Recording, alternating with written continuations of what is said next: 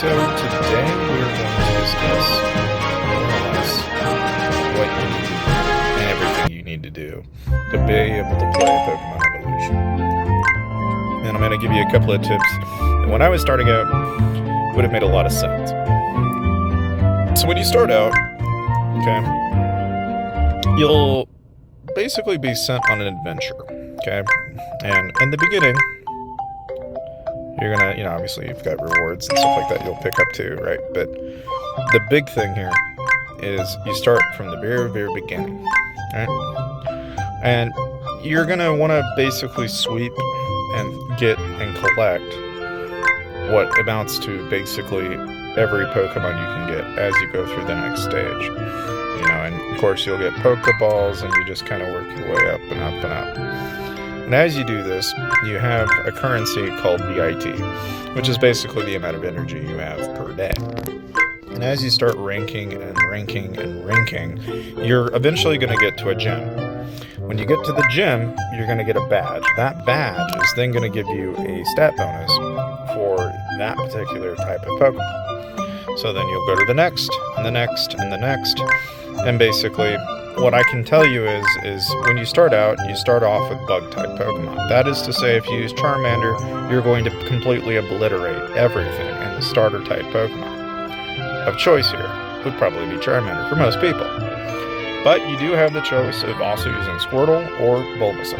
Now, I went Squirtle. You may be thinking, well, isn't that disadvantage? No, because as you might remember, okay, as you go through these stages, you're going to hit eventually some water-type Pokemon, but you'll hit a bunch of ground types. And that's where it becomes incredibly helpful when you get to the Boulder Gym, okay? Is here Squirtle is going to walk all over the Pewter Gym very, very easily. But when you get to Mountain Moon, things change up. Now you're dealing with water types, so if you chose Charmander at this point, you now need electric types, like Pikachu.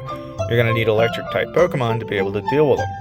Now, where before, water type Pokemon was needed to get through the Pewter Gym, water type Pokemon is now what you don't need to focus on going into the next area. When you get to Chapter 5, Route 4, at this point, you're going to have a mixture of poison and flying Pokemon, so if you've got some electric types, you're going to be able to get through this relatively easy. When you get to Chapter 6, which is the Cerulean Gym, this is obviously when you hit water-type Pokemon, and at this point you're probably around level 30 to level 40, okay? But once you get past Chapter 6, get through the Cerulean Gym, then this is where you're going to run into a lot of Bug-type Pokemon again, but you're also going to be running into Fighters, you're going to run into Ground types, you're going to run into Electrical types, and Fire types. They're all going to be in this mix, so you're having kind of a combination of the two. Now, of course, if you add Bulbasaur in this equation, at this point, this is where it's going to begin to shine. Because where before, I was kind of complaining about how, I'm like, oh, I don't have the right Pokemon for this or that. Well, Bulbasaur comes out to be really handy because now you're going to start dealing with a lot more situations where a Grass-type Pokemon are going to be more helpful. Because now you're working your way into the later stages of the game. You're going to run into Venusaur, and you're really just, in general, you're going to be getting closer and closer to the end game.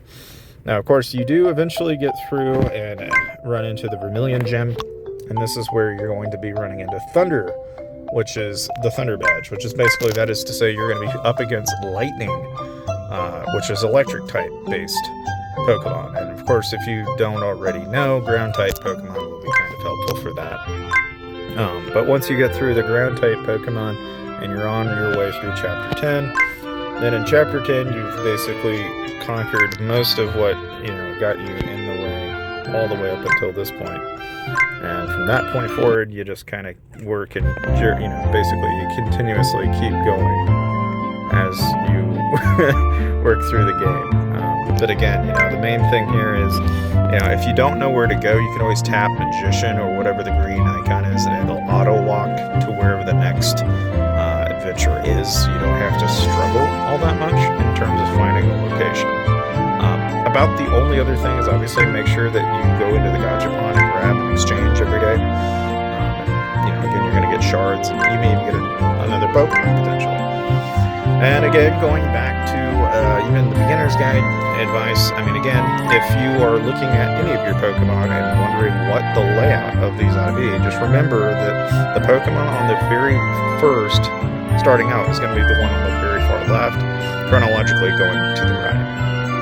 And again, you know, whether or not you are using, say, Mewtwo or Pikachu or, you know, Venusaur or Charmander to what would eventually become a Charizard to, you know, or that, or even using a, you know, Squirtle to eventually get to a Blastoise, it's all about whatever it is at that point in time. You just want to consistently get and basically counter whatever the type of Pokemon you're up against until you really eventually get to a point where, you know, it's like in-game Pokemon fighting. And when you get there, you really won't know, because when you start fighting Ghost-type Pokemon, this is where the Psychic and the Ghost types become pretty relevant. Because, obviously, to beat a Ghost-type Pokemon, you need Psychics, and to beat Psychics, you're going to need a combination of just varying degrees of, you know, solutions. And, you know, sometimes you can get away with, like, in the case of, like, Haunter, you know, we're not quite to where but like, you don't necessarily have to do it. It's just like, it goes by a lot easier. Yeah, so, in many ways, I kind of try to not get too crazy with the type of Pokemon. Again,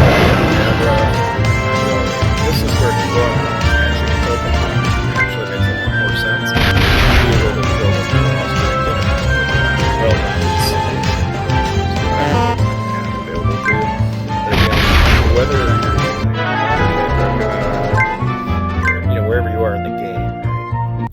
The big thing here is that as you're building your way to it, you'll eventually acquire what is called a rune, and you'll go to the details tab and you can add the rune, and it will actually, so like in the case of here, you can go and summon it, and you'll see how this works. It gives you a special attack multiplier. That is to say, you can even add and you get like a set number of these.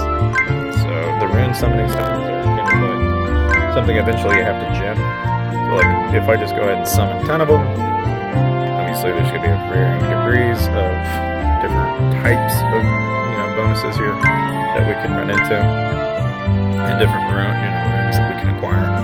But let's say okay, now we want to go ahead and we want to start adding runes. Whenever you do this, just know that you're basically modifying what this Pokemon's going to have. So like you can hit auto equip and just say, hey, give me all the health, all the attack, all the defense, what have you. Those are all options. But again, as far as runes are concerned, the main thing here is knowing that, you know, if you ever run into a ton of situations where you just want to be able to have that one Pokemon tank, you can add berries in there and give them a little bit of health from time to time. Of course, there's also the option of even going in here and say, like, you can hit rare here, and that's going to give them effects and stuff like that. And then all this stuff, you know, again, if you ever decide, you know, oh, I don't want them having that, yeah, you can change, you can unload it, you know, and you can take the gear off of that Pokemon if you want to. You're not, like, kind of strictly following one or the other. In any case, hopefully that's helpful for you, though, and you guys learned thing or two about Pokemon evolution. And again, you know, like one of the things that I think a lot of people kind of don't understand is like, I didn't get Mewtwo from spending or anything. Like, getting this is part of a mission. You can actually go out and get Mewtwo, and a lot of the items and, you know, like even the things that you see here, you can pick up a lot of this just from playing Gachapon once a day. You even, you know, occasionally can go back to your base. And if you didn't already know, you can go pray for a day and you can get a random Pokemon in there from time to time. Plus, you can also get gems, gold, safari tickets, what have you. Plus, you can even go into your partner here, and then you can, you know, basically you can get bonuses based on that. The main thing is that, like in here, eventually later you can eventually get into the farm. You can also go like to the exchange, for example, and if you've got these 3 Pokemon, then you can get that Pokemon. I mean, there's always plenty of opportunities to kind of mishmash however you want to go about it. But, you know, of course, there's also what you can get. Just, you know, like right now, there's a Supreme Token, which is kind of like a battle pass that you can go out and grab stuff from. Like here, if I spend, you know, existing diamonds that I earned through playing the game. I can basically top diamonds and then get a reward back. So you're not like kind of strictly following one thing or the other.